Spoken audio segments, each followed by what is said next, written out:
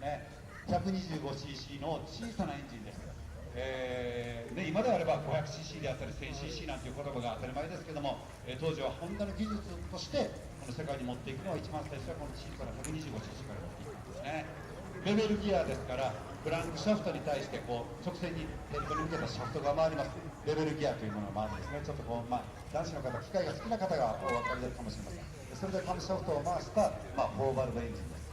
その時には2バルブにしようとかいろんな案があったんですけども、その時の組み合わせとして最良な、エンジンとして組み立てて走らせることをして優勝したということですね。さあ、じゃあ、これを早速エンジンかけてみたいと思います。よろしくお願いします。はい、本日エンジン指導を担当いたしますのはホンダコレクションホールスタッフの橋本、そして亀田です。皆様どうぞよろしくお願いいたします。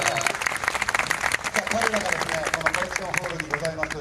このグランプリバイクの数々をですね、本当にその日々からリビルドしていただいて、